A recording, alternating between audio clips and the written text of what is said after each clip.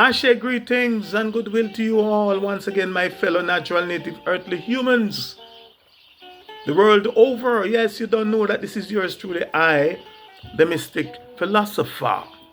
And welcome to this part 1 of my series of talks titled, Can Africa, aka, or more correctly, can Alcubaland be set free? And can Burkina Faso, the land of upright people, be set free? Now, for those of us that have the required spiritual and required metaphysical eyes to see, and the spiritual mind and intellect to understand, and overstand, we have seen and we are witnessing where our source and the warrior spirits of our most honorable African ancestors have called upon, chosen, risen up, and spiritually anoint a true, honorable, fearless, resolute, and steadfast leader of our people on the continent of Alcubaland, the place that is commonly called Africa today. They have risen up a young man who has made and who is making most of Africa and most of our African brothers and sisters on the continent of Africa and beyond, I might add, extremely proud. And you may notice that I said most of our African brothers and sisters and not all of our African brothers and sisters. And why, you may ask?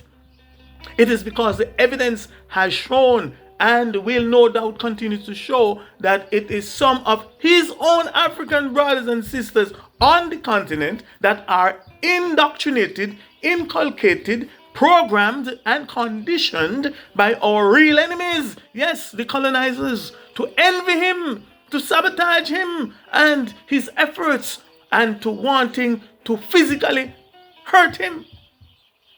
And if our source and our ancestors' spiritual guides allow, to destroy him and his vision for his people. And he has also made and is making most of us ascendants of Africans in the diaspora extremely proud, extremely happy, extremely glad, and especially those of us who know who we are and are definitely not ashamed of who we are, where we are from, our source. We are not ashamed of our source, our ancestors and our ancestors' gods, goddesses, and our ancestral spiritual practices, etc. Or ashamed to identify ourselves with them. And again, I said most of us, the ascendants of Africans in the diaspora, and not all of us.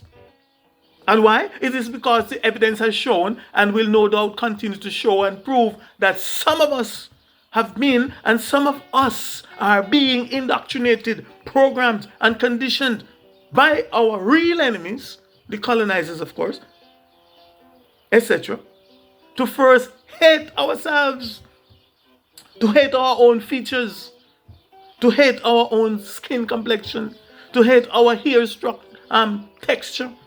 Some of us are being indoctrinated, programmed, and conditioned by our real enemies, the colonizers, the literal to literally mimic them, or to more correctly, to literally imitate them, and to see and to think of them, the colonizers, our adversaries and enemies, as the epitome of aesthetics.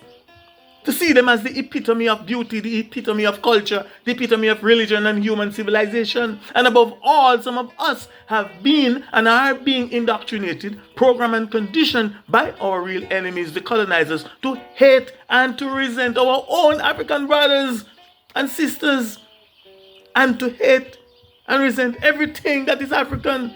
In fact, the evidence has shown that there are at least one from among us today that openly would like to see the young brother of whom I speak taken out and unalive. And I have absolutely no doubt that if he that Judas is given the chance and the right opportunity, he would unalive himself with his own hands to prove his allegiance and affection for his adversary, for our adversaries, and as a service and as a tribute to his malevolent masters. You may have also noticed that I said and emphasized the word ascendants and not descendants. For your information, unlike our adversaries, who most of us, you my listeners, don't know who they are, we the highly enriched melanin/carbon people, aka African people, we were not in descent or in decline, and we are not in descent or in decline. We were not descending and we are not descending, but we are, and we are always ascending. We are always on the up and up. Regardless of how they try to put us down, we are always on the up and up in every sense of the word. And that is why, amidst all that we have been through, amidst all that we have endured, and amidst all that we are currently enduring, amidst all that our enemies have done and are doing to exterminate us from off the face of the earth, as a people, we are still here. I just thought that I should mention this fact for the record and to set it straight. Now, please join me in part 2 for the continuation of Can Africa, more correctly, can El Cubelan be set free? And can Burkina Faso, the land of upright people, be set free from the clutches of our enemies? In the meantime and between time, here's willing that you be more and more and much, much more. And definitely don't be less.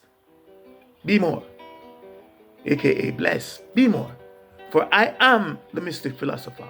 Ashe, Ashe, Ashe, I say.